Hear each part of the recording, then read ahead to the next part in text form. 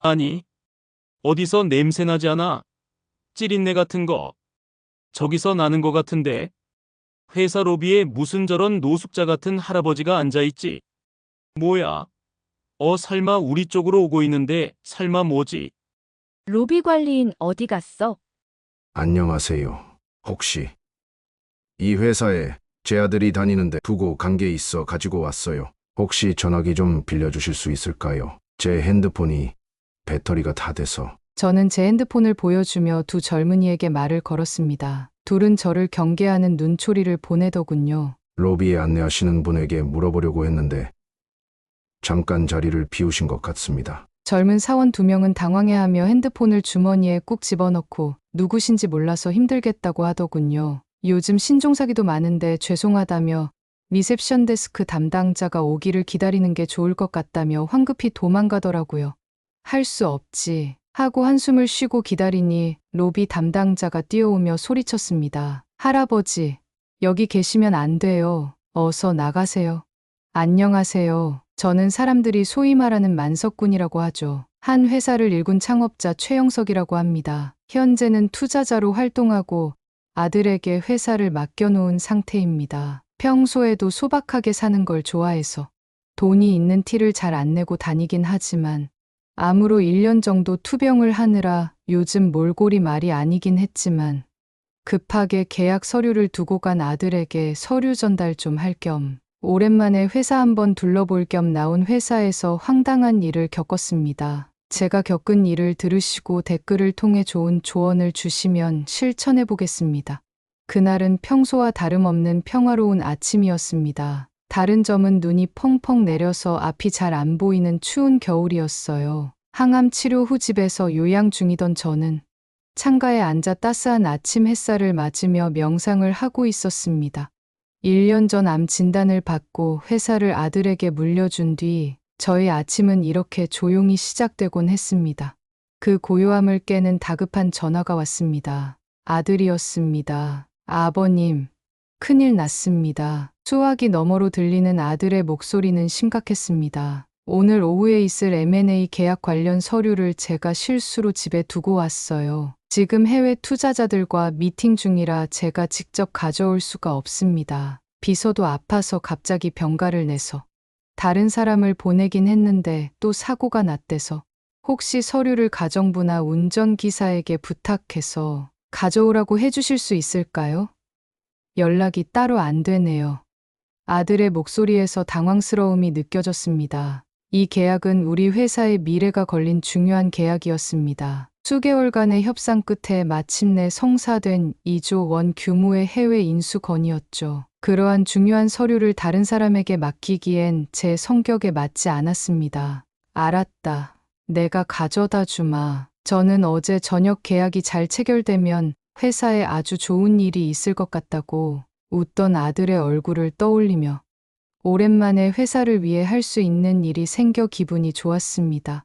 1년 만에 내 회사에 가는 거니 조금 설레는 마음까지 들었습니다. 서둘러 옷을 갈아입으려 옷장 앞에 섰을 때 문제가 생겼습니다. 제 맞춤 정장들이 더 이상 맞지 않았던 겁니다. 1년간의 투병 생활로 제 몸은 많이 야위어 있었고 예전의 옷들은 너무 커져 버렸습니다. 할 수 없지. 급하게 장롱 구석에서 오래된 점퍼를 꺼냈습니다. 10년도 더 된 옷이었지만 지금의 제 몸에는 이게 딱 맞았습니다. 낡은 청바지와 운동화로 간단히 차림을 맞췄습니다. 거울을 보니 웃음이 났습니다. 평소에 제 모습과는 너무나 달랐으니까요. 하지만 서류만 전달하면 되는 일이라 크게 신경 쓰지 않았습니다. 김 기사, 회사로 가죠. 하지만 운전기사마저 저를 보고 놀란 표정을 지었습니다. 15년을 함께한 김 기사였지만 병원에 가는 것이 아니라 회사에 간다던 제 모습도 놀랍고 제대로 차려입지 않은 상태에서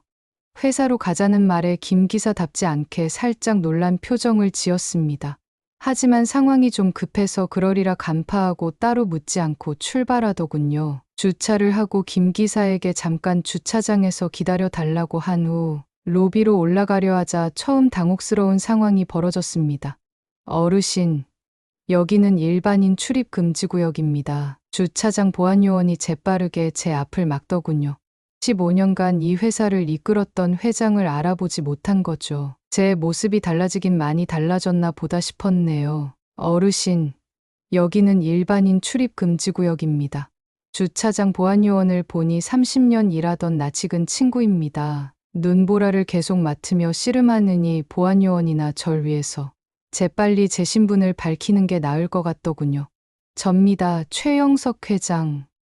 제가 많이 달라 보이죠? 주차장 보안요원은 눈이 커다래져서 90도로 인사를 했습니다. 아이고, 회장님, 아프시다더니 못 뵌 사이에 왜 이리 마르셨습니까? 제가 몰라 뵈서 죄송합니다. 이 회사에 30년이나 있었는데 오래 일한 친구도 못 알아볼 정도로 투병 생활 동안 제 모습이 많이 달라졌나 보다 하고 씁쓸한 마음이 들었습니다.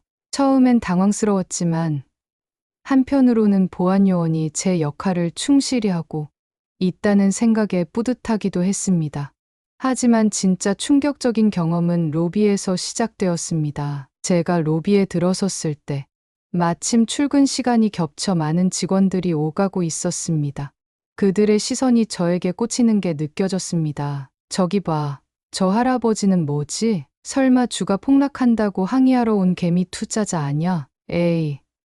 그러고 보니 요즘 우리 회사 주변에서 자주 보이던 노숙자 아닌가? 직원들의 수군거림이 들려왔습니다. 특히 마지막 말은 제 마음을 아프게 했습니다. 우리 회사 주변의 노숙자들을 위해 무료급식소를 운영하고 있었는데 그걸 모르는 직원들인가 싶다가도 이 회사 들어올 정도면 제 얼굴은 모를 리 없을 텐데 옷차림 하나 바뀌었다고 모른다고 생각하니 눈썰미도 없고 예의도 없는 직원들이 많으니 인사과 팀장이랑 한번 면담을 해야겠다 생각하며 씁쓸한 웃음이 나왔습니다. 설상가상으로 제 핸드폰이 완전히 방전된 상태였습니다. 급하게 오다 보니 배터리를 확인을 못했고 다시 주차장으로 가서 운전기사에게 전화를 빌리지 않는 이상 아들에게 연락할 방법이 없었죠. 로비의 안내데스크는 잠시 비워져 있었고 저는 근처에 있던 두 젊은 직원에게 다가갔습니다. 안녕하세요. 혹시 이 회사에 제 아들이 다니는데 두고 간 게 있어 가지고 왔어요. 혹시 전화기 좀 빌려주실 수 있을까요? 제 핸드폰이 배터리가 다 돼서 로비에 안내하시는 분에게 물어보려고 했는데 잠깐 자리를 비우신 것 같습니다. 젊은 사원 2명은 당황해하며 핸드폰을 주머니에 꾹 집어넣고 누구신지 몰라서 힘들겠다고 하더군요. 요즘 신종사기도 많은데 죄송하다며 리셉션 데스크 담당자가 오기를 기다리는 게 좋을 것 같다며 황급히 도망가더라고요. 그중 한 직원은 제 지난해 마지막 면접에서 제가 직접 뽑은 신입사원이었습니다. 사람의 가치는 겉모습이 아닌 내면에 있다고 열변을 토했던 청년이었죠. 아이러니하게도 지금 그는 제 겉모습만 보고 판단하고 있었습니다. 할 수 없지 하고 한숨을 쉬고 기다리니 로비 담당자가 뛰어오며 소리쳤습니다. 할아버지, 여기 계시면 안 돼요. 어서 나가세요. 접니다. 자세히 보세요. 로비 담당자가 어리둥절하며 제게 다가오더니 절 알아보고는 연신 고개를 숙이며 사과합니다. 회장님, 편찮으시다고 들었는데 이곳까지 오시느라 고생하셨습니다. 제가 멀리서 봐서 못 알아뵀네요. 도망가던 젊은 사원은 그 소리를 듣고 놀라는 눈치였습니다. 회장님이래. 아니, 그럼 아들은 사장님이란 거야? 우리 큰일 나는 거 아니야? 아니, 사장님이 중요한 서류를 두고 가서 제가 직접 전달하려고 왔지요. 로비 담당자는 직접 엘리베이터 앞까지 저를 데려다 드리고는 정말 자기가 대신 안 가져가 드려도 되냐고 계속 묻더군요. 저는 괜찮다며 담당자의 등을 두드려주며 격려한 후 회의실 쪽으로 올라갔어요. 엘리베이터 안에서는 더 흥미로운 상황이 벌어졌습니다. 여러 직원들이 타고 있었는데 제가 타자 모두가 구석으로 물러나더군요. 한 여직원은 놀라서 휴대폰을 떨어뜨리기까지 했습니다. 어머, 죄송합니다. 제가 휴대폰을 주워주려 하자 여직원은 놀라 겁먹은 표정으로 재빨리 받아들었습니다. 그때 엘리베이터에서 들려온 대화가 아직도 생생합니다. 야, 보안팀에 연락해야 하는 거 아니야? 조용히 해. 저분이 듣겠어. 근데 왜 저런 사람이 임원층 가지? 아직 제 지문이 남아 있었는지 보안문도 프리패스로 들어가졌습니다. 임원회의실 층에 도착했을 때는 더 놀라운 광경을 목격했습니다. 그곳은 신입사원 교육실도 같이 붙어 있었는데 마침 신입사원 교육이 진행 중이었습니다. 인사팀 과장이 열심히 설명하고 있었죠. 우리 회사의 가장 중요한 가치는 사람입니다. 우리는 겉모습이 아닌 실력과 인성으로 사람을 평가합니다. 그 순간 저를 본 과장의 얼굴이 굳었습니다. 그는 잠시 말을 멈추더니 신입사원들에게 작은 목소리로 말했습니다. 자, 여러분, 저렇게 부적절한 복장으로 오시면 안 됩니다. 회사의 품위를 생각하셔야죠. 아이러니했습니다. 제가 20년 전 직접 만들었던 교육 프로그램이 지금은 저를 반면교사로 삼고 있었으니까요. 저는 화를 내며 과장을 불렀습니다. 내 얼굴을 자세히 봐라. 과장은 제 얼굴을 찬찬히 보더니 놀라서 회장님 왜 이리 야위셨어요? 죄송합니다 하며 무릎을 꿇더라고요. 1년 만에 사람이 변한 겁니까?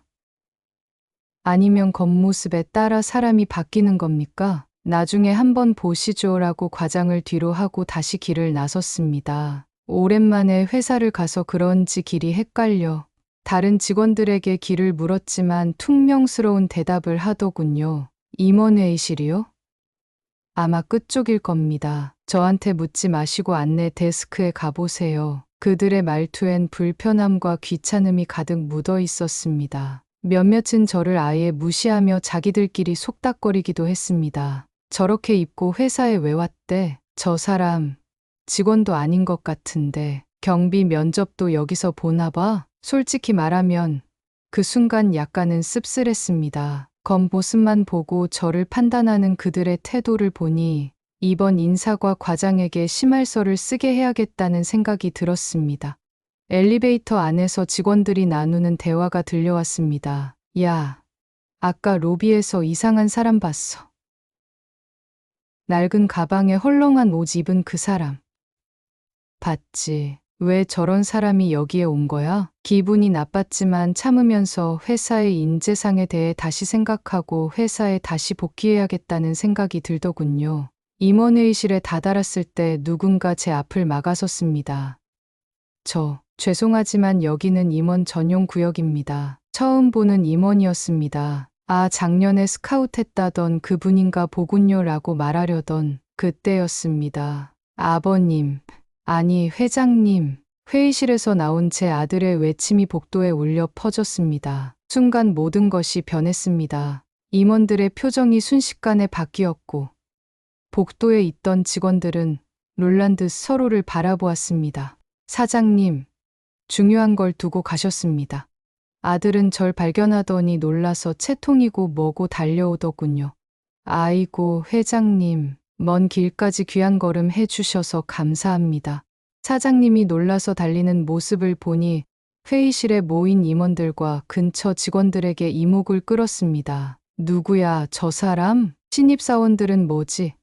하고 웅성거렸고 임원들도 저를 보고 놀라서 달려왔습니다. 아이고 회장님, 오랜만입니다. 몸은 많이 좋아지셨나요? 그들의 반응은 한편으로 통쾌했지만 다른 한편으론 조금 안타까웠습니다. 정말 겉모습만으로 이렇게 판단하다니. 며칠 뒤 저는 회사 직원들 앞에서 이렇게 말했습니다. 겉모습만 보고 사람을 판단하지 말아야 합니다. 진짜 중요한 가치는 사람의 태도와 진심에서 나옵니다. 그리고 무례한 태도를 보였던 몇몇 직원들과 개인 면담을 진행했습니다. 당신은 저를 처음 봤을 때 어떤 생각을 했나요? 그들은 죄송하다며 고개를 숙였고 일부는 눈물까지 보였습니다. 우리 회사 로비에는 큰 글씨로 이런 문구가 걸려 있습니다. 진정한 가치는 겉모습이 아닌 마음에서 시작됩니다. 이러한 이야기를 신입사원들에게 들려주었어요. 아주 뼈저리게 느꼈을 겁니다. 내가 이 회사 회장이 아니라 정말 떠돌던 노숙자였다면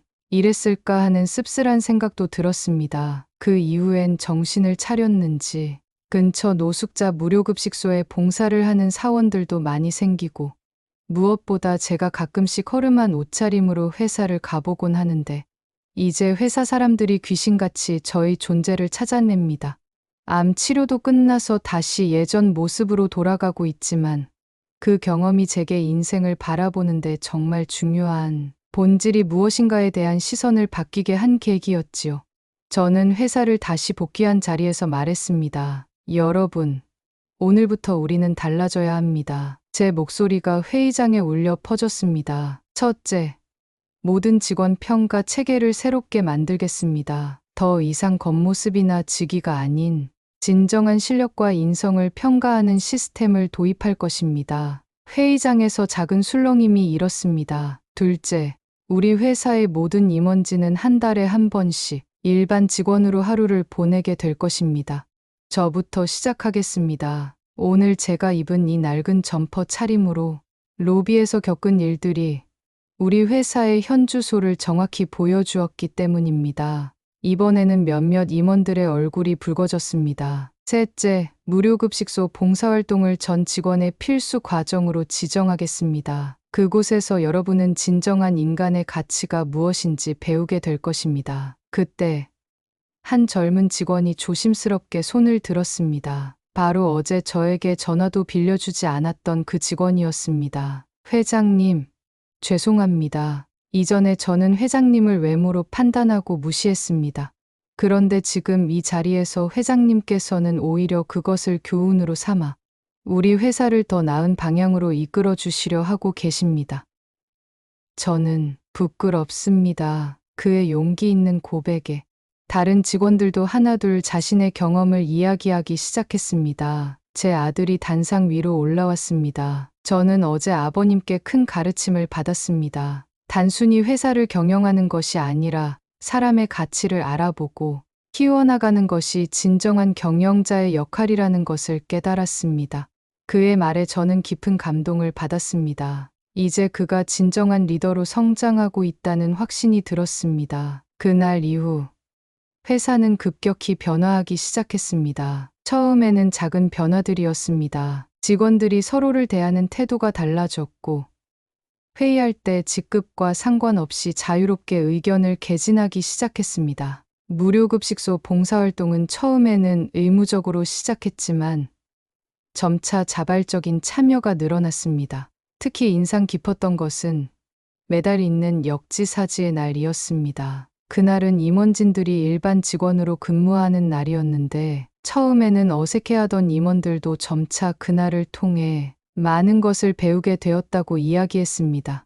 암이 완치되었지만 언제 재발할지 모른다고 하더군요. 그렇더라도 차 한 잔의 명상보다는 젊을 때부터 일구어낸 이 회사가 더 중요했습니다. 겉모습이 아닌 실력을, 사람의 내면을 중요시하는 문화를 만들어가고 있죠. 사람은 겉모습만으로 판단할 수 없습니다. 우리가 놓치고 있는 가치들은 보통 눈에 보이지 않는 곳에 숨어 있습니다. 여러분, 다음번에 누군가를 만났을 때 그들의 겉모습이 아닌 진심을 보려 노력해 보세요.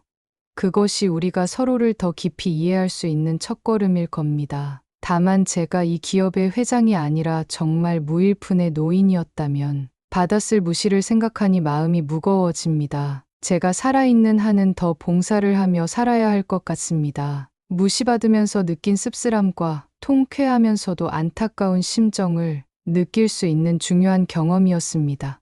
익명의 제보로 이 사연을 보내게 된 이유는 제가 회장이기 때문에 거칠에만 할 수도 있겠다는 생각이 들어서입니다. 선한 영향력을 끼치게 된 사건을 계기로 아이러니하게 사람을 더 못 믿게 되어 다양한 의견을 들어보고자 용기를 내어 사연을 보내봅니다. 댓글을 통해 좋은 조언을 남겨주시면 참고하도록 하겠습니다. 감사합니다. 한참을 걷다가 문득 주머니를 확인했을 때 지갑과 휴대폰이 사라진 것을 알았습니다.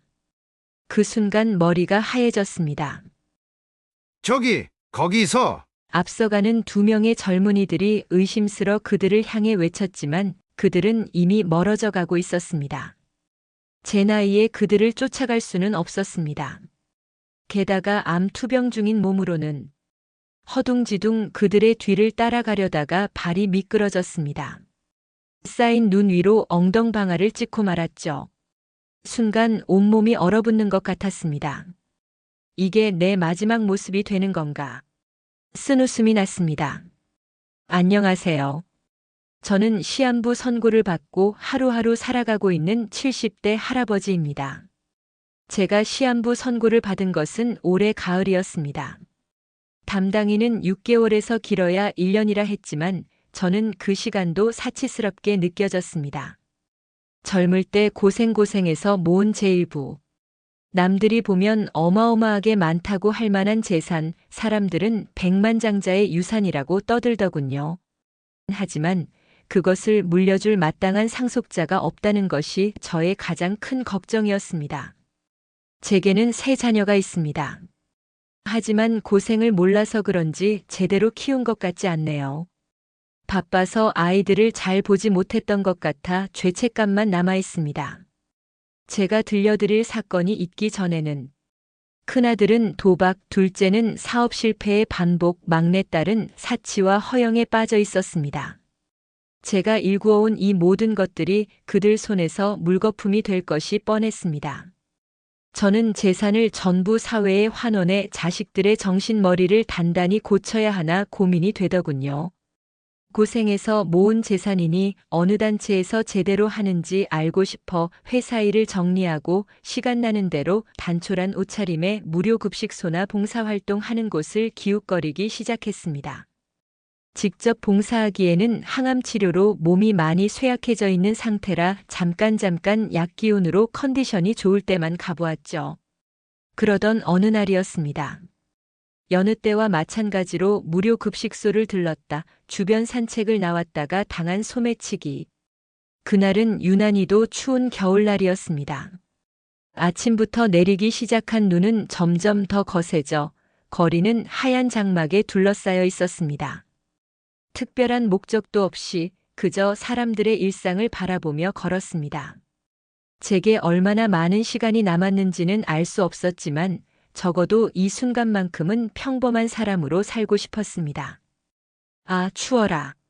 목까지 올라오는 낡은 점퍼를 부여세우며 중얼거렸습니다. 제 옷장에는 수백만 원대의 고급 외투들이 즐비했지만 오늘도 저는 이 낡은 점퍼를 골랐습니다. 이상하게도 이 옷을 입으면 마음이 편안해졌기 때문입니다. 바로 그때였습니다. 저기 섰던 사람 지갑 챙겼어?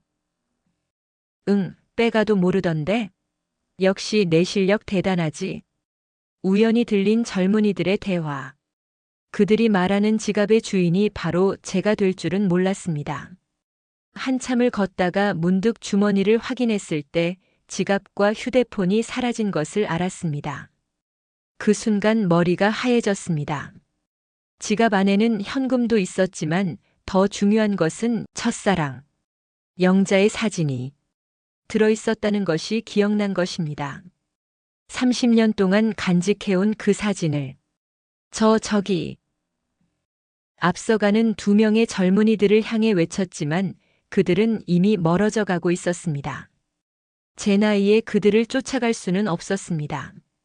게다가 암 투병 중인 몸으로는 허둥지둥 그들의 뒤를 따라가려다가 발이 미끄러졌습니다. 쌓인 눈 위로 엉덩방아를 찍고 말았죠. 순간 온몸이 얼어붙는 것 같았습니다. 아, 이게 내 마지막 모습이 되는 건가? 쓴웃음이 났습니다. 남들이 부러워할 만한 큰 재산을 가진 기업 전 회장이 낡은 점퍼 차림으로 길바닥에 넘어져 있는 모습이라니. 괜찮으세요, 할아버지? 따뜻한 목소리가 들렸습니다. 고개를 들어보니 한 청년이 저를 향해 손을 내밀고 있었습니다. 그의 눈빛이 어딘가 낯익었습니다. 제가 도와드리겠습니다. 조심하세요, 미끄러우니까. 청년의 손을 잡고 일어나는 순간 갑자기 가슴이 찌릿했습니다. 이 따뜻한 손길. 정말 오랜만에 느껴보는 사람의 온기였습니다. 저기, 사실은 방금 소매치기를 당했는데. 네. 어떤 사람들이었는지 보셨나요? 청년의 표정이 급격히 진지해졌습니다. 저쪽으로 2명이 뛰어갔는데 검은 패딩에 하나는 빨간 모자를. 제 말이 채 끝나기도 전에 청년이 뛰기 시작했습니다. 할아버지, 잠시만 기다려주세요. 꼭 찾아올게요. 눈발이 거세게 휘날리는 거리를 따라 청년의 뒷모습이 빠르게 멀어져 갔습니다. 청년의 달리는 모습이 마치 젊은 시절의 제 모습 같아 가슴이 먹먹해졌습니다. 저도 서둘러 그 청년의 뒤를 따라 뛰었습니다. 소매치기들은 좁은 골목으로 도망쳤고 청년은 망설임 없이 그들의 뒤를 쫓았습니다. 미끄러운 눈길 위에서 간간히 균형을 잃으면서도 그는 포기하지 않았습니다. 거기 서요.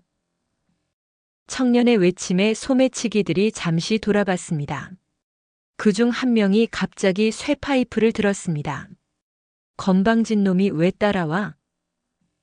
너 같은 놈 때문에 우리가 얼마나 고생하는 줄 알아? 위험한 상황이었습니다. 하지만 청년은 물러서지 않았습니다. 그때였습니다. 골목 안쪽에서 순찰 중이던 경찰들이 상황을 발견했습니다. 이봐, 거기서. 소매치기들은 당황했고 도망치려는 과정에서 지갑과 휴대폰을 떨어뜨렸습니다. 청년은 재빨리 그것들을 주워들었습니다. 하지만 한 소매치기가 도망가면서 청년의 얼굴을 핥히었고 다른 한 명은 밀치면서 도망쳤습니다. 할아버지, 찾았습니다. 청년이 돌아왔을 때는 얼굴에 상처가 나 있었습니다. 옷은 흙과 눈으로 범벅이 되어 있었죠. 이렇게까지 해주다니. 정말 고마워요. 아니에요. 제가 당연히 해야 할 일을 한 것뿐인걸요. 지갑을 받아든 순간 저는 눈물이 날 것 같았습니다. 세상에는 아직도 이런 따뜻한 마음을 가진 사람들이 있다는 사실에 가슴이 벅차올랐습니다. 이대로 보내드릴 순 없죠. 우리 가게에서 따뜻한 국밥이라도 드시고 가세요. 청년은 제 팔을 부축하며 근처에 보이는 가게를 손가락으로 가리켰습니다. 따뜻해 보이는 작은 국밥집이었습니다. 마음도 몸도 지켜 허기가 지고 국밥 하나라도 팔아주고 싶더군요. 그렇게 전 청년의 가게로 안내받아 국밥집을 들어갔습니다. 가게 문을 열자 익숙한 향기가 코끝을 스쳤습니다. 이 냄새는 마치 30년 전 첫사랑 영자가 해주던 맛있는 소고기 국밥이 생각나는 맛있는 냄새가 가게 앞부터 나더군요. 고양이 같은가? 한번 물어볼까? 하는 호기심이 들더군요. 괜찮으세요, 할아버지? 이제 보니 청년은 키도 훤칠하니 잘생겼습니다. 성격도 서글서글 다정한 성격인 것 같더라고요. 아무도 절 도와주지 않았는데 위급한 순간에 유일하게 제게 손을 내밀어준 그 청년에게 정말 고마운 마음이 들었습니다. 감사합니다. 라고 말하는 그 순간 꼬르륵 하는 엄청 큰 소리가 제 뱃속에서 나더군요. 무료 급식소는 이미 한참 지나온 상태고 오늘 하루 종일 아무것도 안 먹은 상태라 배가 무척 고팠습니다. 눈바닥에 뒹굴어 낡은 점퍼는 젖어 있고 상처가 나 상처에서는 피가 나고 있었습니다. 청년도 다친 상처에서 피가 나더라고요. 저는 식당 식탁에 있는 휴지를 꺼내 청년에게 건네주었습니다. 꾀죄죄한 노숙자 꼴인데 식당 분위기를 흐릴까 걱정되네요. 배가 너무 고파 따라오긴 했는데 국밥이랑 다른 비싼 메뉴 같이 주문할게요. 감사합니다. 걱정하지 마세요. 이건 제 호의라고 생각하시고 계산은 하지 않으셔도 돼요. 제가 모시고 왔는걸요. 식사하시고 보호자 연락처 알려주시면 제가 전화드리겠습니다. 불편하시면 그냥 국밥만 드시고 상처에 약만 바르고 가셔요. 어제 도박 빚 갚아달라고 찾아온 큰아들이 갑자기 떠올랐습니다. 목소리도 듣기 싫습니다. 운전기사가 근처에 있을 테니 다 먹고 전화를 해봐야겠습니다. 배가 고프니 신세 좀 질게요. 그냥 좀 쉬다가 가겠습니다. 저는 무력한 마음이 들었습니다. 그때는 몰랐죠. 이 사건이 제 인생을 완전히 바꿔놓을 만남이 될 거라는 것을. 청년이 가져온 국밥에는 따뜻한 김이 모락모락 피어올랐습니다. 차가운 겨울 바람에 얼었던 제 얼굴이 순식간에 따뜻해졌습니다.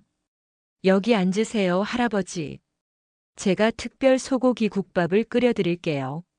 청년은 저를 구석자리로 안내했습니다. 이 자리가 제일 따뜻해요. 어머니가 항상 특별한 손님을 여기 모셨다고 하시더라고요. 청년의 말에 가슴이 덜컥 내려앉았습니다. 예전에 똑같이 말하던 사람이 있었죠. 구석이 제일 따뜻하니까 여기 앉으라고 하던 그 사람. 갑자기 옛날 생각이 떠오르는 걸 보니 역시 죽을 때가 다 됐구나 싶어 씁쓸한 마음을 감추고 국밥을 떠먹었습니다. 서빙을 하는 청년의 모습이 영자와 겹쳐 보였습니다.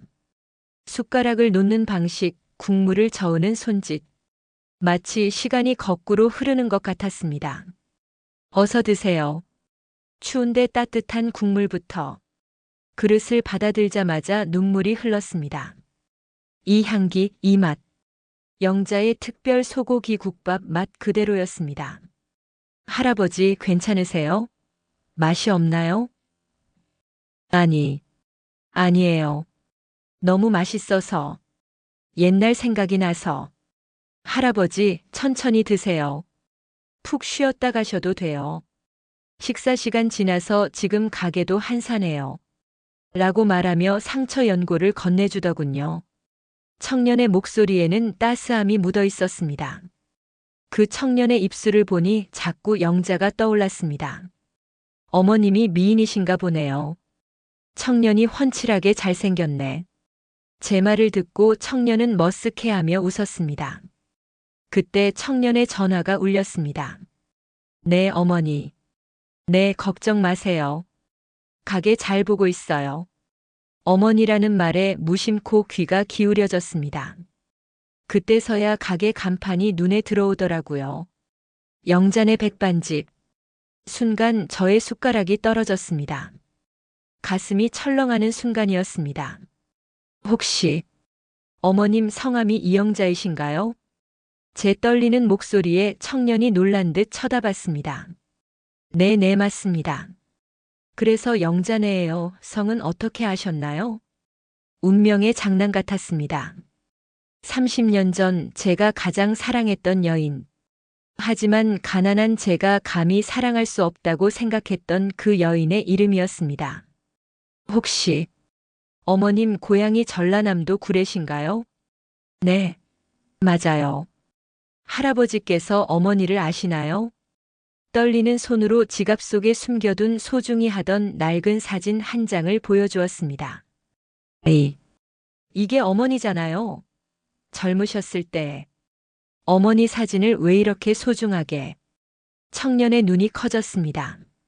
제가 30년간 간직해온 영자의 사진이었습니다. 어머니께서 젊었을 때 많이 힘드셨다고 해요. 저를 홀로 키우시면서. 청년의 말에 가슴이 덜컥 내려앉았습니다. 나이를 물어보니 29이라 합니다. 30년 전 제가 영자를 떠난 그 시기와 맞아떨어졌습니다. 혹시 아버님은 모르세요? 어머니가 한 번도 말씀하신 적이 없어요. 다만 사업 때문에 멀리 가셨다고. 그 순간 저의 온몸이 떨려왔습니다. 제 앞에 앉아있는 이 청년이 혹시 저의 아들이란 말입니까? 영자와의 하룻밤이 생각났습니다. 떨린 마음을 주체할 수가 없었습니다. 왜 나한테 말을 하지 않았지? 그날 저녁 저는 운전기사와 함께 다시 그 작은 국밥집을 찾았습니다. 문을 열자마자 영자를 알아볼 수 있었습니다. 세월은 그녀의 얼굴에 주름을 새겼지만 그 눈빛과 사랑스러움만은 변함이 없었습니다. 영자 씨. 저는 떨리는 목소리로 용기를 내어 그 이름을 불러보았습니다. 제 목소리를 들은 순간 그녀의 손에서 그릇이 떨어졌습니다. 30년 만의 재회였습니다. 당신이 어떻게 이곳에. 그녀의 떨리는 목소리를 들으니 잃어버린 세월의 무게가 새삼 느껴졌습니다. 왜 나한테 연락을 하지 않았지? 이렇게 아직까지 고생하면서 왜? 저는 그저 그 자리에 서서 그녀를 바라볼 수밖에 없었습니다. 어머니, 이분이 아까 제가 말씀드린 민호야, 잠시 가게 좀 봐줄래? 영자는 아들을 보내고 저를 주방 뒤편의 작은 방으로 안내했습니다. 좁은 방 안에는 낡은 흑백 사진 한 장이 걸려 있었습니다. 30년 전 저와 영자가 함께 찍은 사진이었습니다. 영석 씨, 이제 다 성공하셨다면서요? 영자 씨, 당신 아들이라는 저 젊은이가가 혹시 제 말이 채 끝나기도 전에 그녀의 눈에서 눈물이 흘러내렸습니다. 네, 민호는 영석 씨의 아들이에요. 하지만 걱정하지 마세요. 지금까지 그래왔던 것처럼 앞으로도 민호에게 말하지 않을 거예요. 당신 앞길을 막을 생각은 없어요. 왜 그때 말하지 않으셨어요? 어떻게 말했겠어요? 영석 씨가 큰 사업을 시작한다고 꿈을 이루겠다고 떠나시던 그때 제가 어떻게 발목을 잡을 수 있었겠어요? 그리고 큰 기업 외동딸이랑 결혼한다는 소문까지 들었는데 전 괜찮아요. 그녀의 말 한마디 한마디가 비수가 되어 가슴을 파고들었습니다. 30년 동안 혼자서 민호를 욕심 많던 제 젊은 시절을 돌아보며 찹찹한 마음을 감출 수 없었습니다. 영자한테 너무 미안했던 일들이 많았었죠. 그래서 영자는 절 믿지 못했던 것 같습니다. 힘들지 않았다면 거짓말이겠죠. 하지만 민호를 보면서 버틸 수 있었어요. 영석 씨를 닮아서 그런지 민호도 참 성실하고 착해요. 혈기왕성한 젊은 시절에 만든 업보가 내 사랑하는 사람을 고생시켰습니다. 내가 민호 잘 되게 도와줄 수 있게 해줄래요? 영자 씨, 후계자까지는 아니라도 민호에게 작게나마 도움을 주고 싶었습니다. 자리를 잡게라도 도와주게 해주세요. 전 그 아이에게 상속한 재산이 많습니다. 돈만 있는 게 아니에요. 제 인맥도, 경영에 대한 노하우도 작게나마 도움을 주고 가고 싶습니다. 영자와의 대화를 어느 정도 마무리하고 아들의 얼굴이 보고 싶어졌습니다. 식당에 나가니 조용히 청소와 설거지를 하며 뒷정리하는 아들의 뒷모습을 볼 수 있었습니다. 이렇게 건실한 아이로 키우다니 정말 대단하구나. 제 다른 아이들과 비교가 됐습니다. 마음이 안 좋더군요. 큰아들과 어제 카지노에서 수억 날려서 빚져서 도와달라는 말에 호통을 치다 피를 토했고, 둘째는 또 다른 사업 실패로 은행 빚만 늘어가고 있었습니다. 막내딸은 유학을 핑계로 호화로운 생활만 이어가고 있었죠. 근데 다른 내 아들은 작은 식당에서 설거지를 하고 있었습니다. 참으로 미안하고 안타까운 마음이 들었습니다. 경제적으로 풍족하기는커녕 자신에게 왔던 기회도 제대로 잡지 못한 채 살아왔을 것 같았습니다. 제 어린 시절처럼요. 저는 조용히 청년을 불렀습니다. 내가 내 아버지란다. 그동안 몰랐다. 미안하다. 그리고 눈물이 흘렀습니다. 주방의 시계 소리만 똑딱똑딱 울리는 가운데 우리 둘 사이에 깊은 정적이 흘렀습니다. 청년. 아니, 민호의 눈에서 굵은 눈물이 떨어졌습니다. 어머니가 늘 말씀하셨어요. 아버님은 꼭 돌아오실 거라고. 저는 조용히 청년을 안고 울었습니다. 몸이 아픈 것보다 더 큰 마음의 아픔이 눈물과 함께 조용히 씻겨나가는 느낌이 들었습니다. 국밥집 안에 무겁고 깊은 정적이 내려앉았습니다. 창밖으로는 여전히 눈이 내리고 있었고 주방의 시계만이 똑딱거리며 시간의 흐름을 알려주고 있었습니다. 영자는 멀리서 조용히 우리를 지켜보기만 했어요. 앉으시겠습니까? 아버지. 민호의 떨리는 목소리가 침묵을 깼습니다. 아버지이라는 단어를 처음 뱉어보는 그의 목소리에는 30년의 그리움이 담겨 있었습니다. 어머니는 자주 아버님 이야기를 해주셨어요. 민호가 조심스럽게 말을 이어갔습니다. 어린 시절 제가 아빠는 왜 안 계시냐고 물으면 어머니는 늘 웃으시면서 말씀하셨어요. 내 아버지는 꿈을 이루기 위해 멀리 가셨다. 하지만 꼭 돌아오실 거다라고. 제 눈에서 눈물이 흘렀습니다. 영자는 단 한 번도 저를 나쁘게 말하지 않았던 것입니다. 저는 어머니 홀로 저를 키우시느라 얼마나 고생하셨는지 압니다. 민호의 눈가에도 눈물이 고였습니다. 초등학교 때는 새벽부터 밤늦게까지 국밥집을 하시면서도 제가 학교 행사가 있을 때면 꼭 오셨어요. 남들은 다 아버지 어머니와 함께 왔는데 저 혼자만 어머니와 둘이. 민호의 말에 제 가슴이 찢어지는 것 같았습니다. 하지만 어머니는 늘 당당하셨어요. 내 아버지는 훌륭한 분이야.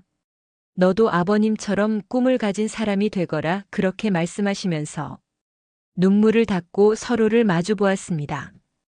이제야 자세히 보니 민호는 젊은 시절 저의 모습을 그대로 닮았습니다. 어머니가 항상 그러셨어요. 내가 아버지를 닮았다고. 민호가 쑥스러운 듯 웃었습니다. 맞다. 너는 정말 그때의 내 모습 그대로구나. 하지만 내 마음은 영자를 닮았더구나. 어머니는 절대 힘들다는 내색을 하지 않으셨어요.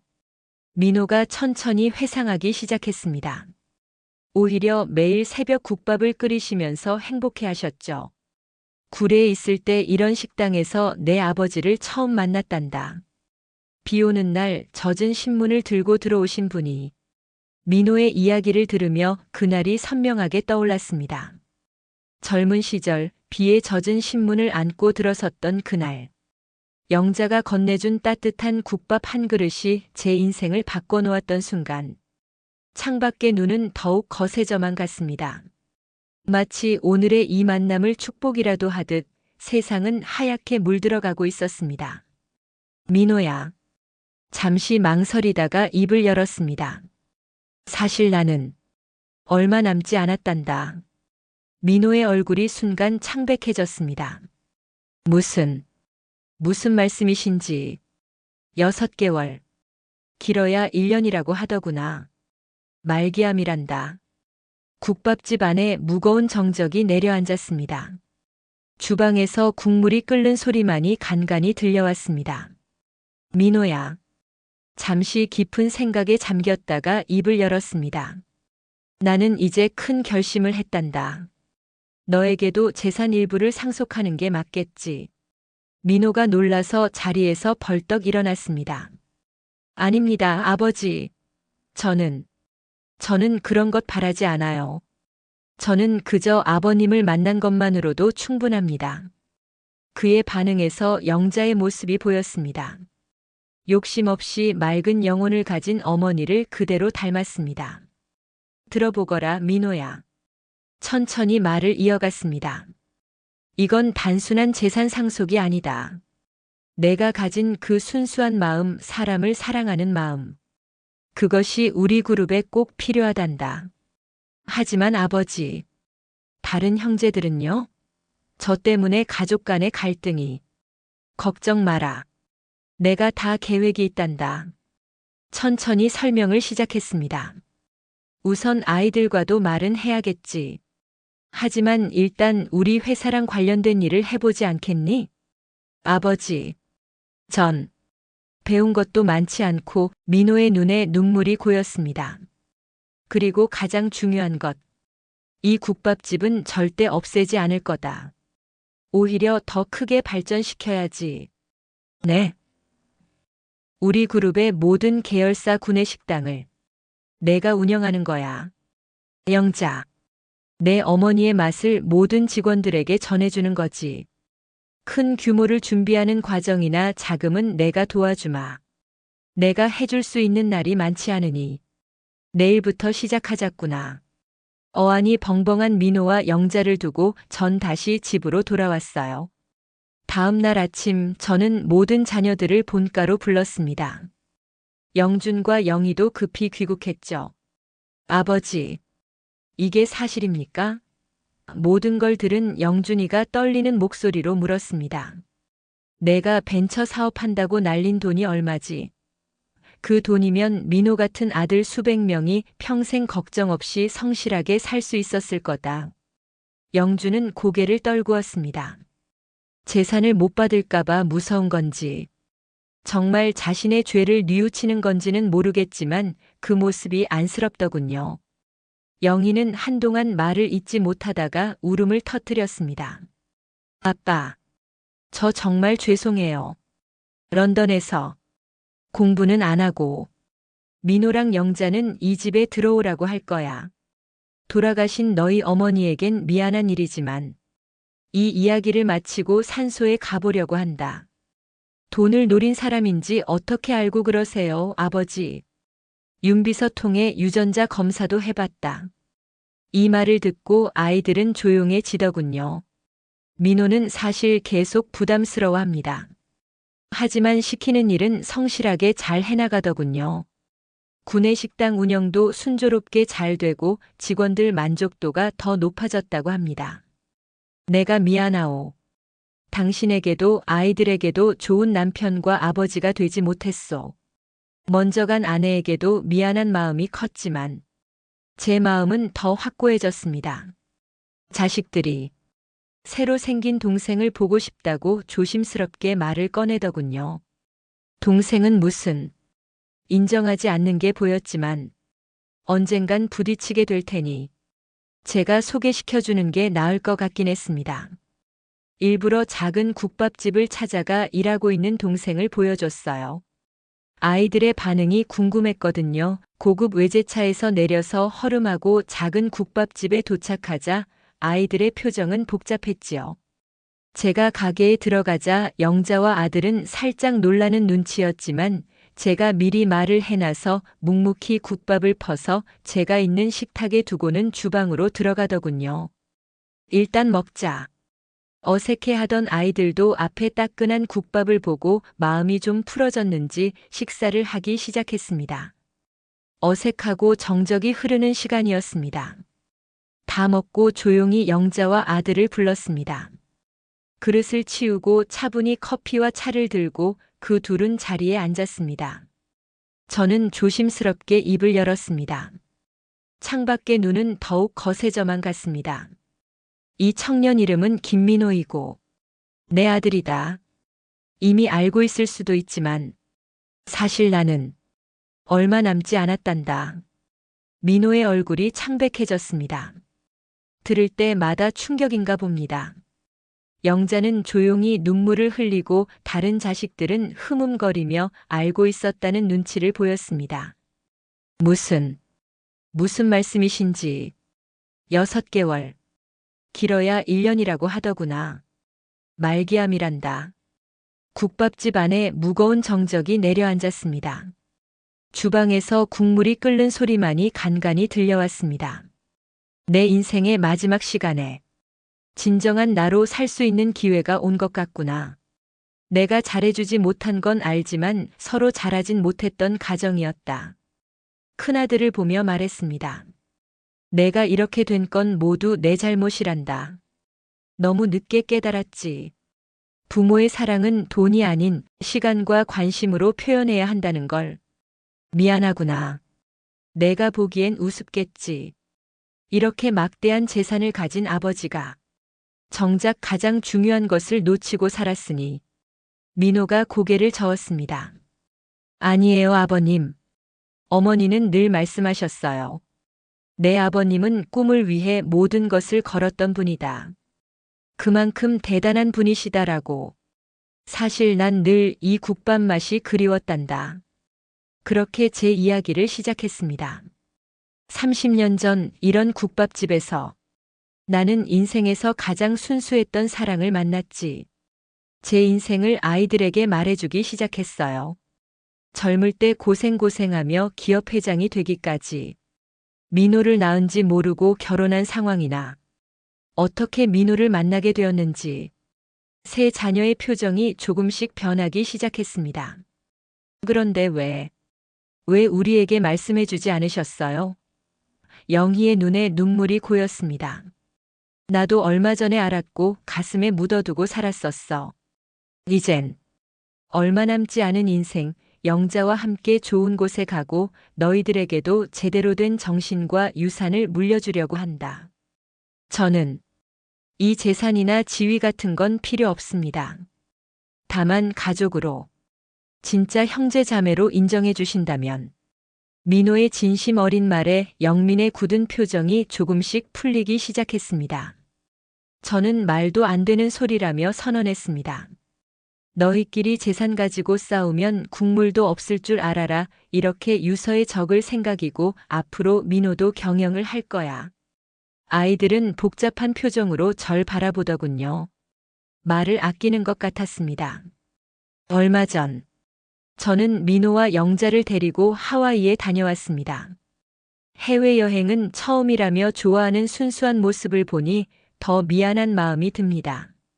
이 세상을 떠나기 전에 비로소 제 마음에 봄이 찾아온 것 같습니다. 때론 불행하고 힘들 때 견디기 힘이 들어 모든 걸 내려놓고 싶지는 않으신가요? 이 시간은 혹시 가장 행복한 순간이 오기 위해 준비를 하는 시기일 거란 생각을 해보면 어떨까요? 만약 제가 다시 젊을 때로 돌아가서 영자가 민호의 존재를 알려줬다면 저는 영자에게 돌아갔을까요? 철없고 욕심 많던 제 모습을 돌아보니 후회가 큽니다. 영자에게 가지 않았을 거예요. 전 어리석었으니까요. 이제야 제 마음을 찾아갈 수 있게 됐고 삶을 정리할 때가 되어 그들을 챙길 수 있게 된 것 같습니다. 제가 이 사연을 보내게 된 이유는 지금 삶이 어렵더라도, 너무 힘들고 앞길이 보이지 않더라도 희망을 잃지 말고 오늘을 살아가는 멋진 여러분의 모습에 힘을 보태고 싶어서입니다. 모든 것을 가졌지만 아무것도 가진 것 같지 않던 제 삶의 뒤늦게 소중한 주변을 돌아보고 삶을 정리할 수 있는 시간이 생겨 행운이라고 생각합니다. 좋은 추억 많이 쌓고 이제 행복한 일만 가득했으면 좋겠습니다. 구독과 좋아요를 통해 다음 이야기를 기대해 주시고 댓글을 통해 소중한 한 말씀으로 행운이 가득한 하루 되시길 바랍니다. 집어치우세요. 아버지, 이게 사는 건가요? 제발 집을 팔고 요양원으로 들어가세요. 아들은 쓰레기가 가득한 집에 코를 막고 찡그리며 소리쳤습니다. 나 요양원 보내고 몰래 팔려고 그러는 거 아니냐? 말도 안 되는 소리 하지 말고 돌아가. 누가 들으면 내가 너네 집 얹혀 사는지 알겠구나. 쓰레기가 가득한 집에서 할아버지는 아들에게 소리치며 주변에 오물이 묻은 쓰레기 더미를 집어 던졌습니다. 평생 살아온 집을 지키기 위해 무엇을 해야 할지 모르는 72세 박영수 할아버지는 아들을 쫓아내고 조용히 쓰레기 더미 한켠의 빈 공간에 전기장판을 깔고 누워봅니다. 마음이 편치 않지만 딱히 할 수 있는 방도가 없습니다. 아까 아들한테 화를 내며 쓰레기를 던질 때 팔에 무리가 갔는지, 팔이 뻐근하고 몸에는 힘이 들지 않아 서러운 마음이 들었습니다. 전기장판도 제대로 작동하지 않아 이불을 꽁꽁 싸매고 눈물을 흘렸습니다. 안녕하세요. 저는 72세 박영수라고 합니다. 사람들이 그러더군요. 쓰레기집에 사는 불쌍한 노인네라고. 쓰레기 더미 속에 고립되어 홀로 살아가던 시절. 자식들과의 갈등과 그 속에 스스로를 지키기 위해 악수를 둔 이야기를 조심스럽게 풀어보고자 사연을 보내게 되었습니다. 여러분의 생각과 경험을 댓글로 남겨주시면 앞으로 살아가는데 큰 힘이 될 것 같습니다. 제가 예전부터 이렇게 살았던 건 아닙니다. 하지만 그 소식이 있고부터는 사람도 못 믿겠고 집이 텅 비어져 있으면 마음이 허합니다. 재개발이 된다는 말에 하이에나처럼 서성거리는 자식놈들에게 집을 지키기 위해 별짓을 다 해봤어요. 이젠 제정신을 온전히 지키고 있다는 생각이 들지는 않지만 제가 민박집이랑 같이 운영하던 소중한 집은 죽어서도 가져가고 싶을 정도로 소중한 추억이 많은 곳입니다. 요양원이라니? 날 쫓아내려고 별수를 다 쓴다는 생각이 듭니다. 얼마 전에는 정신병원에 보내겠다고 협박하는 아들에게 바퀴벌레가 득실되는 과자 봉지를 던져버렸습니다.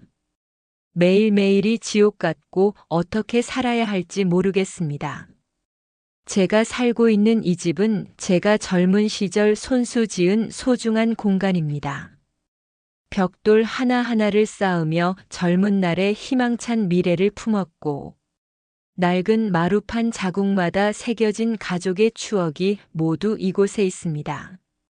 비가 새던 지붕은 사람을 부르지 않고 항상 제가 고쳤고, 아내와 자식들과 하하호호 웃으며 삶을 살던 제 터전입니다.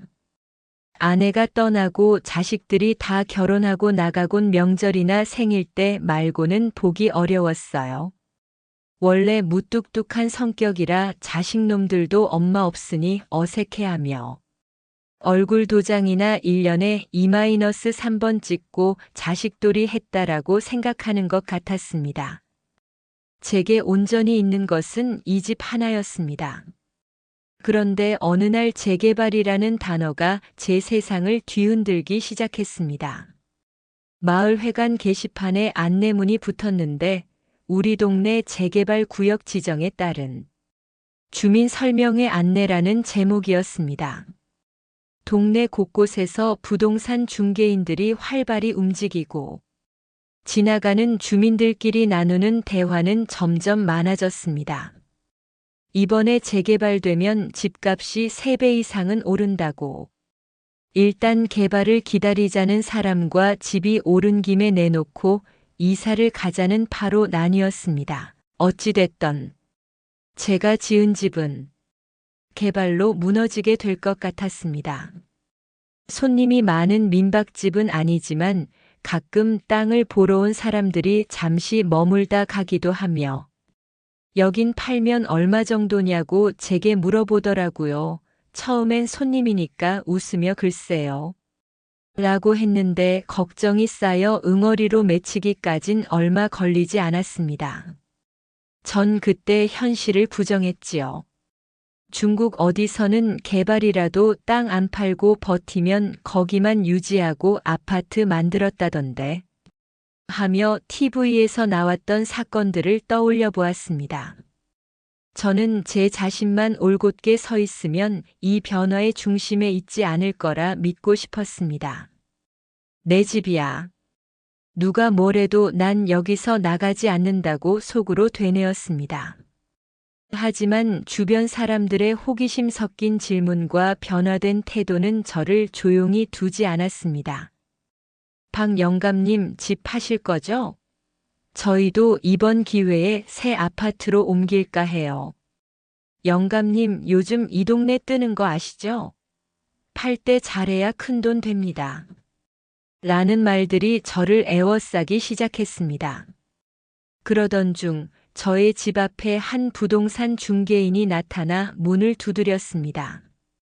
박영수님, 지금 매물로 내놓으시면 아주 좋은 조건을 받으실 수 있습니다. 재개발 지역으로 선정된 만큼 가치가 상당히 오를 겁니다. 저희가 모든 걸 도와드릴 테니 한번 생각해 보시죠. 저는 대문 틈으로 그 중개인을 바라보며 단호히 말했습니다. 고맙소만 아직 팔 생각이 없소.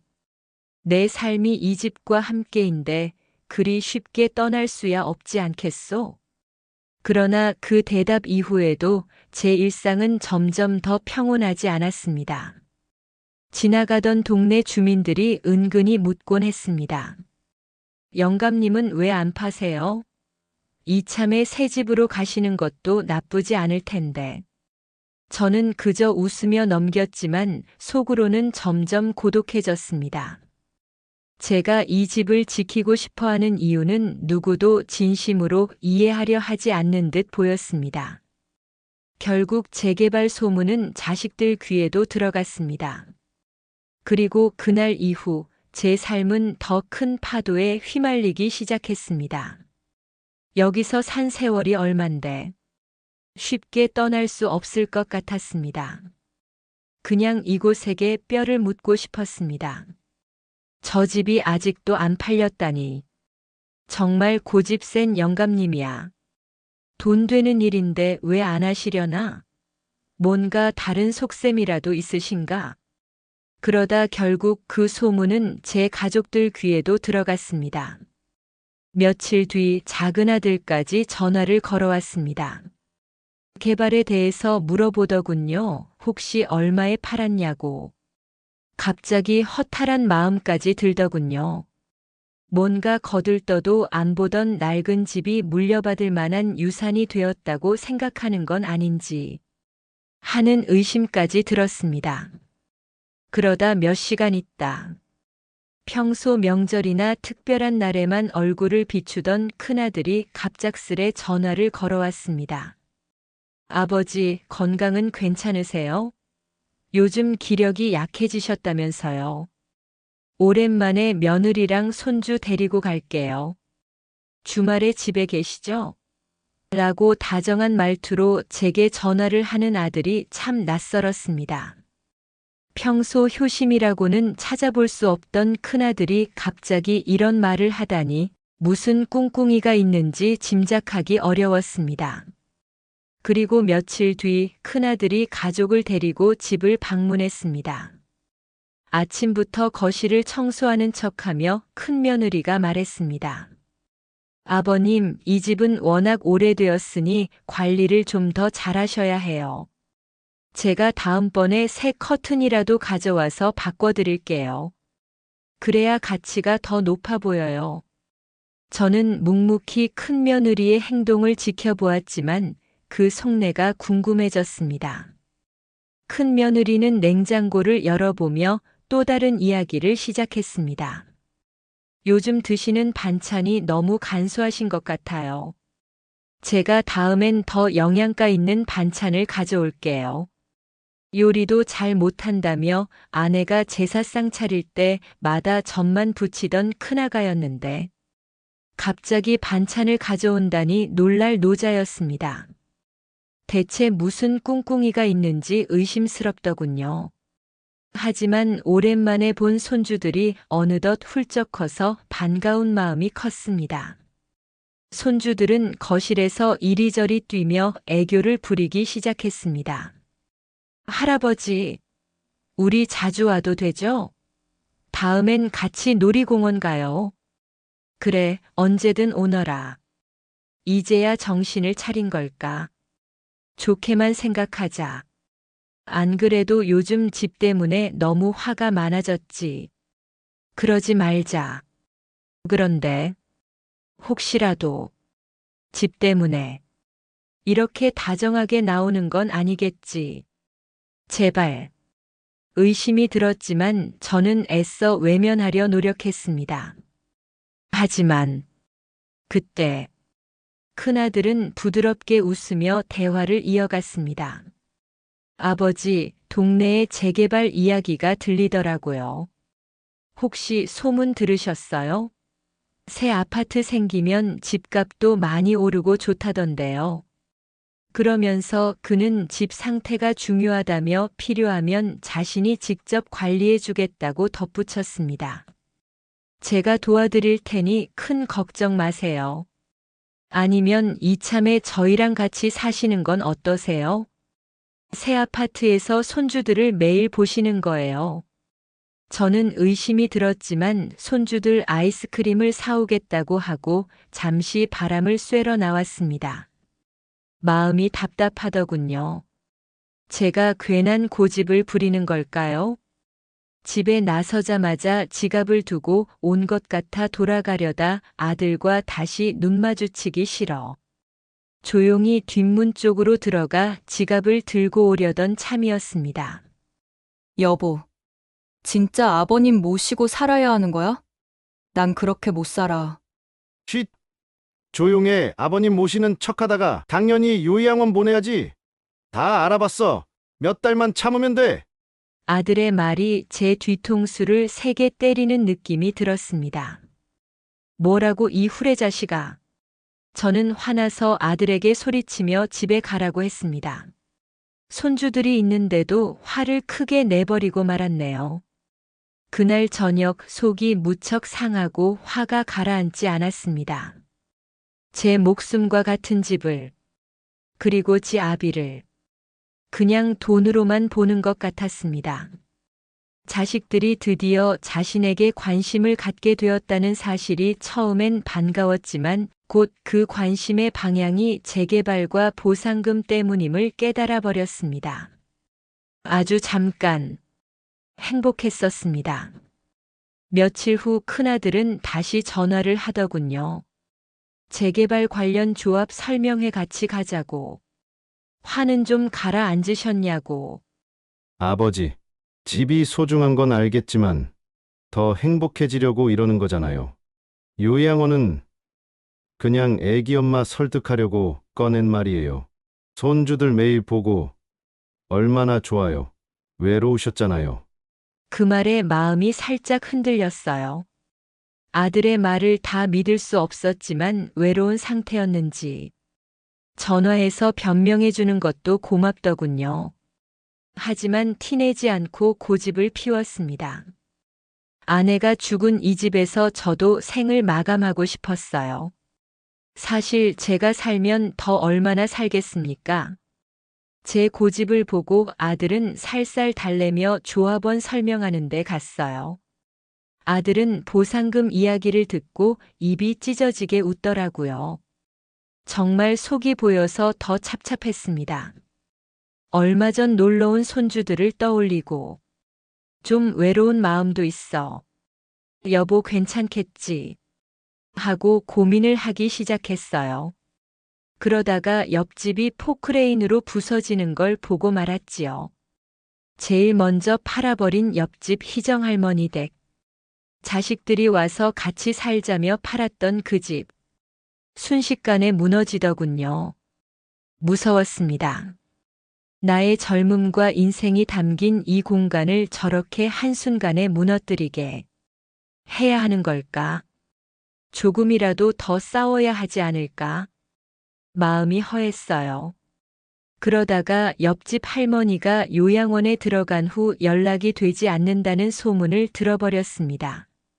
내게도 일어날 수 있는 일이라고 생각하니 우울하고 무서웠습니다.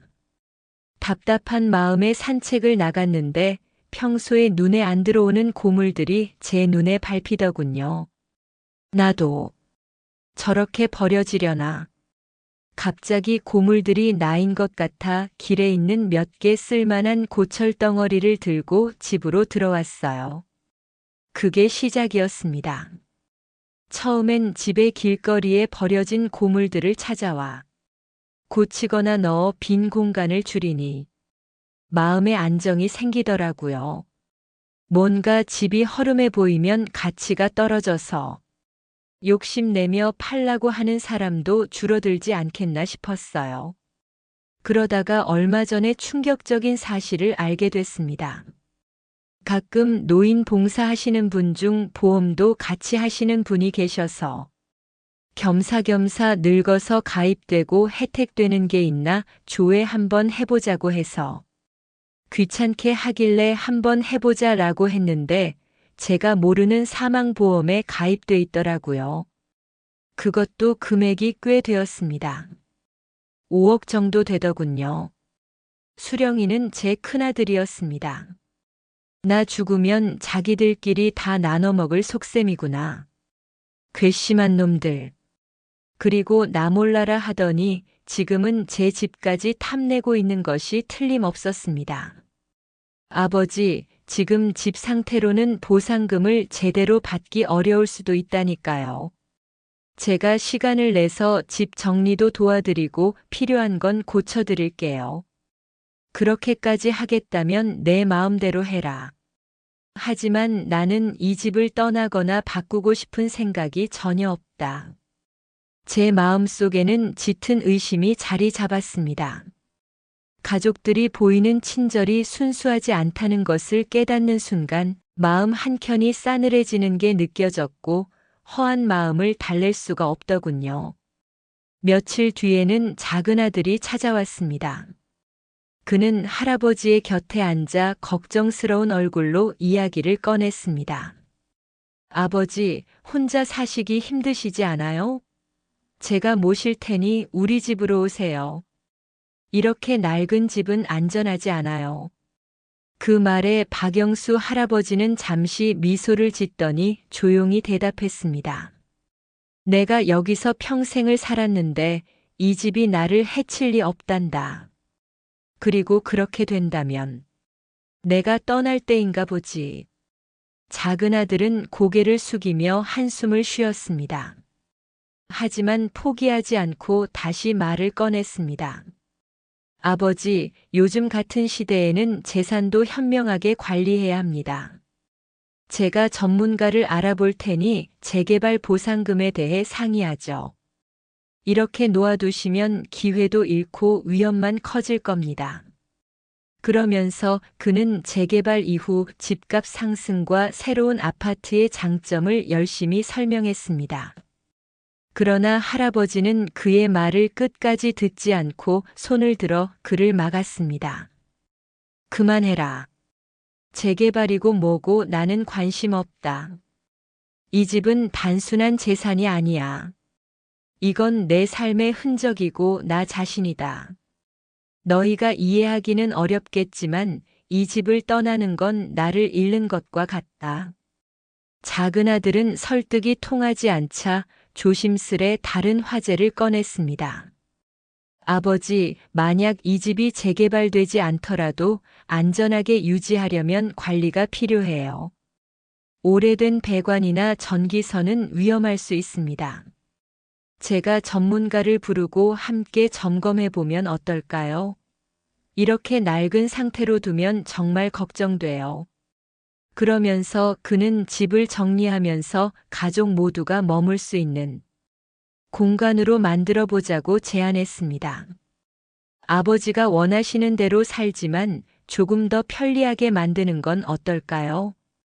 달콤한 작은 아들의 말이 전혀 진심으로 느껴지지 않았습니다. 내가 어떻게 살든 이 집을 어떻게 꾸미든 내 마음이지 않겠느냐? 내가 살아온 방식은 내가 책임진다. 그날 밤 평소에 저를 거의 신경 쓰지 않던 자식들이 이렇게 갑자기 걱정하는 척하며 달려드는 모습에 치가 떨려 잠이 오지 않더라고요. 한참 동안 집안을 둘러보며 자식들의 행동을 곱씹었습니다. 그리고 그 이유가 오로지 돈 때문이라는 게 너무 서럽고 슬프고 화가 나더군요. 그래도 자식들이지. 하지만 이 집만큼은 그 욕심에 내어줄 수 없다. 저는 스스로 다짐하며 밤새도록 잠을 이루지 못했습니다. 그날 밤 저는 한 가지 결심을 했습니다. 이 집은 내 삶의 마지막 자존심이다. 이걸 자식들의 욕심에 빼앗길 순 없다. 그는 자식들이 더 이상 집에 접근하지 못하도록 집을 쓰레기로 가득 채우기로 했습니다. 처음에는 버려진 고물이었지만 집에 작은 여백도 채워놓고 싶은 마음이 들더라고요. 동네 고물상, 슈퍼마켓, 심지어 폐기물 처리장을 방문하며 온갖 잡동사니를 사들였습니다. 낡은 가구, 오래된 전자제품, 비닐봉지, 상자, 심지어 녹슨 자전거와 버려진 타이어까지 손에 들어왔습니다. 처음엔 이웃들도 이상하게 생각하지 않았습니다. 뭘 하시나 보다 싶었다지요. 하지만 시간이 지나면서 제 소중한 집은 점점 다른 모습을 갖추기 시작했습니다. 거실에는 천장까지 쌓인 상자들이 있었고 부엌 식탁 위에는 각종 고철과 플라스틱 용기들이 널려 있었습니다. 마당 한쪽에는 커다란 폐가구들이 세워져 있어 거의 미로처럼 보였습니다. 집 안으로 들어가는 입구조차 좁아져 방문객들이 발을 들이는 것이 어려워졌습니다. 그렇게 민박집을 정리했습니다. 처음에는 몇몇 이웃들이 농담을 건넸습니다. 박 영감님, 이거 무슨 대업이라도 하시려고 하시는 걸까요? 그럴 때마다 웃으며 대답했습니다. 요즘 새 취미를 시작했지요. 내 집이니 내 마음대로 하는 거 아닙니까? 하지만 상황은 점점 심각해졌습니다. 제 집에서 나는 냄새가 바람에 실려 동네 구석구석까지 퍼지기 시작했기 때문입니다. 지나가던 아이들은 손가락질하며 웃었습니다. 저는 멈춰야 하나 고민을 했지만 자꾸 집을 팔라는 아들들의 전화에 자포자기 심정으로 저와 제 몸의 일부인 집을 망가뜨리기를 멈출 수도 없었습니다. 저기 쓰레기집 봐. 진짜 이상하지 않니? 이웃들 사이에서도 수군거림이 끊이지 않았습니다. 박 영감님 뭔가 문제 있는 거 아니야? 왜 집을 저렇게 만들어? 심지어 동네 관리소에서는 그에게 경고장을 보내기도 했습니다. 박영수님, 이웃들이 불편을 호소하고 있습니다. 집 주변의 쓰레기를 치우지 않으시면 조치가 필요할 수 있습니다. 이 모든 상황이 자식들에게도 알려졌습니다. 큰아들은 분노와 당황을 감추지 못했습니다. 아버지, 이게 대체 뭐 하는 겁니까? 이렇게 살다간 몸이라도 망가질 겁니다. 작은 아들은 제 집을 보고 할 말을 잃었습니다. 아버지, 여긴 도저히 사람이 살 곳이 아니에요. 제가 사람을 부를 테니 당장 정리합시다. 하지만 저는 단호히 고개를 저었습니다. 이 집은 내 삶의 일부다. 내가 원하는 대로 꾸미고 정리할 테니 너희가 참견할 일은 아니다. 제 마음은 이미 굳어 있었습니다. 이 집이 더럽고 어수선할수록 자식들이 포기할 것이다라는 계산이 제 머릿속에 가득했거든요. 이렇게 집은 점점 외딴 섬처럼 변해갔습니다. 동네에서도 자식들에게서도 이해받지 못하는 고립된 공간이었지만 저에게는 그곳이야말로 제 자존심과 자유를 지킬 수 있는 유일한 장소였습니다. 다시 찾아온 큰아들과 작은아들은 집안의 모습을 보고 경악했습니다. 아버지, 이게 다 뭐예요? 왜 집이 이 모양이에요? 저는 담담히 대답했습니다. 요즘 새 취미를 시작했단다. 내 집에 뭘 두는지는 내 마음이지 않겠니? 거실은 먼지투성이에 폐가구와 박스가 산처럼 쌓여 있었고 부엌에는 낡은 전자제품과 타이어가 자리 잡고 있었습니다. 자식들은 믿을 수 없다는 표정으로 서로를 쳐다보았습니다. 큰 며느리는 인상을 찌푸리며 소곤거렸습니다. 아버님, 이런 상태로 두시면 동네 사람들도 뭐라고 하겠어요. 이미 쓰레기 모으는 집이라고 소문까지 났다니까요. 작은 아들은 한숨을 쉬며 부드러운 목소리로 설득했습니다. 아버지, 이렇게 살면 건강도 나빠지실 텐데요. 쓰레기는 치우고 깨끗하게 살아야죠. 제가 도와드릴게요. 하지만 저는 고개를 저었습니다. 내가 여기서 평생을 살아왔고 이 집은 나만의 방식으로 꾸미는 거란다. 너희는 걱정 말고 너희 삶이나 신경 쓰거라. 그날 이후 자식들의 방문은 점점 뜸해졌습니다. 동네에서는 수군거리는 소리가 끊이지 않았습니다. 저 집 도대체 왜 저렇게 됐대? 할아버지가 쓰레기를 모으신다던데 자식들도 손을 놓은 모양이야. 저는 매일같이 고물상에서 새로운 물건을 사들였고 마당에는 더 많은 고철과 잡동사니가 쌓여갔습니다. 어느 순간부터 멈출 수가 없었고 쌓여가는 물건들을 보니 약간의 성취감까지 들었군요. 이웃들이 걱정스럽게 묻기도 했습니다. 박 영감님, 이러다 동네 환경 문제 생기면 어쩌려고 그러시오? 그러나 전 웃으며 대답했습니다. 내 집 내 마음이요. 뭘 모아두든 내 자유 아니겠소? 그 갈등은 점점 깊어지고 저의 소중한 집은 더욱 더 외딴 섬처럼 변해갔습니다. 몇 주 뒤 자식들이 다시 찾아왔습니다. 이번에는 더 적극적으로 설득을 시작했습니다. 큰아들은 부동산 중개인을 데리고 와서 집을 매물로 내놓자고 했고, 작은아들은 집을 팔아 실버타운이든 비싼 요양원에 들어가시라며 필요성을 강조했습니다. 딸은 눈물을 흘리며 이렇게 말했습니다. 아버지, 우리가 이렇게까지 말씀드리는 건 다 아버지를 위해서예요. 왜 우리 말을 안 들으세요? 이렇게 사시는 거. 정신과 상담 받으셔야 하는 거 아시나요? 억지로 끌려가고 싶으세요? 협박하는 큰아들 소리에 기가 막혀 제가 소리쳤습니다. 사망보험금은 해지했다 그렇게 알 거라.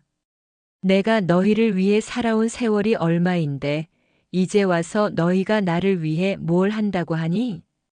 비밀로 내가 죽으면 받을 돈까지 10년 전부터 준비했더구나. 내가 널 뭘 믿고 소중한 집을 내놓아야 하니? 그 말을 듣고 아들은 잠깐 충격받은 표정을 보이더니 이내 싸늘하게 말하더군요. 아버지, 이러시면 우리도 가만히 있지 않겠습니다. 법적으로 해결할 수도 있어요. 그 말에 저는 차분히 녹음기를 꺼내 들었습니다. 그래, 하고 싶은 대로 해라.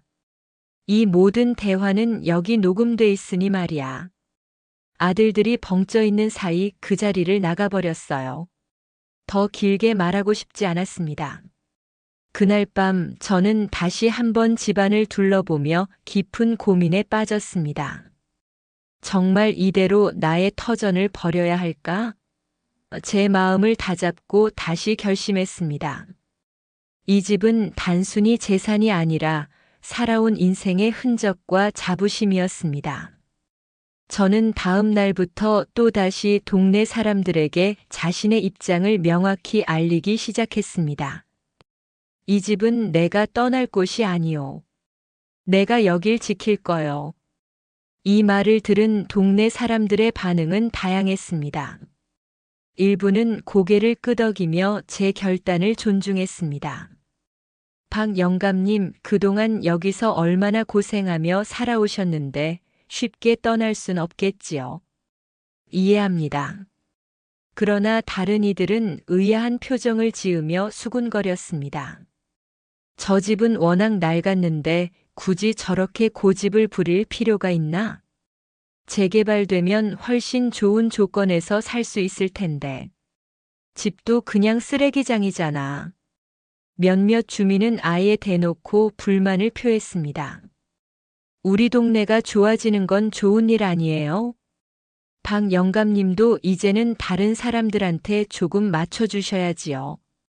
이 집은 내 평생의 흔적이고 이곳에서 지낸 시간이 나를 만든 것이요. 나는 이곳을 지키는 것이 내가 해야 할 마지막 일이라고 믿소. 비록 모두가 저의 선택을 이해하지는 못했지만 몇몇 주변 사람들은 제 의지를 존중하기 시작했고 일부는 동네 소문이 과장되었었다고 이해했습니다. 몇몇 이웃들은 할아버지를 지지하며 도움을 제안하기도 했습니다. 하지만 다들 절 달래며 쓰레기는 치우라고 하더군요. 자식들은 계속해서 그를 설득하려고 했지만 박영수 할아버지는 단호했습니다. 내 삶의 마지막 자존심은 나 자신이 지킬 거다. 자식들은 점점 조급해졌고 집을 팔기 위한 새로운 계획을 세웠습니다. 부동산 중개인들이 다시 할아버지 집에 들락거렸고 일부는 억지로 계약을 성사시키려는 시도까지 했습니다. 어느 날 작은 아들은 다시 찾아와 마지막으로 말했습니다. 아버지, 정말 이대로 고집 부리시면 우리도 방법이 없습니다. 내 방법대로 해라. 하지만 내 욕심이 결국 누구를 위한 것인지 꼭 되돌아보길 바란다. 아빠. 딸도 휴가를 내고 얼굴을 들이밀더군요. 이혼하고 힘들게 살아가는 아픈 손가락이었습니다. 오빠들 이야기만 듣고 절 압박만 하다가 무슨 바람이 불었는지 회사에서 휴가 쓰기도 힘들다던데 아이도 맡기고 제게 왔더군요. 딸이 말했어요. 죄송해요. 아빠. 제가 집안 꼴을 못 보고 오빠들 말에만 따라 아빠한테 스트레스를 준 것 같아요. 사실 재개발 이야기만 듣고는 좀 욕심이 났어요. 나도 아빠랑 같이 살면 좋은 아파트에서 살 수 있지 않을까. 도현이도 할아버지랑 같이 살면 좋지 않을까. 제가 더 잘 챙길 수 있고. 죄송해요. 평소에 잘 찾아뵈지도 못하고 이런 말을 해서. 근데 집을 보니 저희 소중한 추억이 있는 소중한 집이 병들었어요. 아빠도 병든 것 같아요. 저도 그랬던 것 같고요. 아빠, 저 사실 우울증 상담을 받고 있어요. 선생님께 이 상황을 말씀드리니 아버지를 모시고 꼭 오라고 하더라고요. 오빠들은 제가 설득할게요. 이 집 팔지 않아도 돼요. 하지만 병든 부부는 치료해요. 이대로 이렇게 슬프게 보내드리고 싶지 않아요. 아빠도, 이 집도. 그때서야 거울에 비친 제 초라한 행색이 보였습니다. 꾀죄죄한 검댕이가 묻은 얼굴, 냄새나는 주변 기어다니는 바퀴벌레. 앉을 틈이 없이 빽빽한 물건. 쓰레기들. 그동안 외면하려 했던 그러한 부분들이 보였습니다. 눈물만 나더군요. 딸의 손을 꼭 붙잡고 울었습니다. 저는 간단히 씻고 딸의 손을 잡고 병원에 가서 상담을 받았습니다. 제 상황을 딸은 오빠들에게 전화해서 알리면서 크게 화를 냈다고 하더군요. 두 아들은 제게 와서 무릎 꿇고 사죄하더라고요. 자기들은 사람 새끼도 아니라고. 아버지가 병들어 가는 것도 모르고 욕심만 채웠다고. 사망보험금은 제가 10년 전에 아내가 죽었을 때 남을 자식들이 걱정된다며 아들한테 들라고 했다더군요. 그때 상황이 너무 갑작스럽고 제가 화내는 모습에 같이 화가 나서 제대로 말을 못했다고 하더라고요. 허탈하고 미안한 마음이 들었습니다. 아내가 죽었을 때 당시 제정신이 아니었을 때가 많았으니 아마 맞을 겁니다. 아내가 세상을 떠나면서 저는 커다란 삶의 축을 잃었었고 그 빈자리를 홀로 견디기 힘들어 자식들에게도 제대로 잘해주지 못했던 것 같습니다. 아이들이 점점 멀어져 갔지만 제가 할 수 있는 게 없다고 생각했었습니다. 그러다가 집이 재개발 구역에 들어간다니 갑자기 찾아와 살갑게 구는 게 섭섭하고 화가 났던 것 같습니다. 아직 집을 팔지 말지는 고민 중에 있습니다. 쓰레기 집이라고 불리던 집은 청소업체를 아들들이 불러서 깨끗하게 치워두었습니다. 돈이 꽤 들었을 것 같은데 돈 이야기는 이제 하지 않더라고요. 고맙게도 집을 팔고 작은 것 하나하나에 행복을 찾는 것은 어떨까? 이제 집도 보내주고 나의 남은 여생을 조금씩 정리하며 사는 건 어떨까 하는 고민이 들기도 합니다. 딸과 사는 것도 나쁘진 않죠. 그 애는 절 요양원에 가두진 않을 것 같아요. 쓰레기집에서 홀로 고립된 밤들을 보내며 많은 생각들을 했지만 주변을 보지 못했던 것 같습니다. 욕심만 많다고 생각한 자식들은 사실 제가 주는 사랑이 어설퍼서 서로의 마음을 이해하지 못했던 부분도 있던 것 같습니다. 서로를 향한 기대가 또 상처가 됐던 것 같습니다. 오늘 제 사연을 통해 가족 간의 진심 어린 대화가 얼마나 중요한지 알아주시면 좋겠습니다. 가족이라는 이름은 단순히 피로만 이어지는 것이 아니고 서로를 이해하고 존중하는 마음이 없으면 가족도 공동체도 유지될 수 없는 것 같습니다.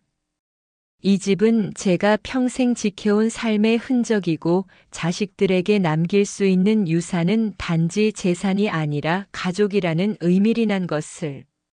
진정한 사랑은 욕심이 아니라 배려에서 나오는 거란 걸 잊지 말고 저희는 앞으로의 삶을 살아갔으면 합니다. 아이들을 부르고도 이 이야기를 해주었습니다. 집을 팔지 말지는 아직 모르겠지만 이 일로 통해 모두들 어른이 되었으면 좋겠다고. 여러분의 가족 관계는 어떠신가요? 혹시 오해하고 있는 건 없을까요? 한번 용기를 내어 같이 따뜻한 밥이라도 먹으며 어려운 이야기들을 꺼내보세요. 제 이야기가 여러분의 마음에 닿아 가족들이 더 행복했으면 좋겠습니다. 구독과 좋아요를 눌러 다음 사연을 기대해 주시고 댓글로 여러분의 생각과 경험을 나눠주세요. 여러분의 이야기 또한 큰 힘이 될 수 있습니다. 평안한 하루 되세요.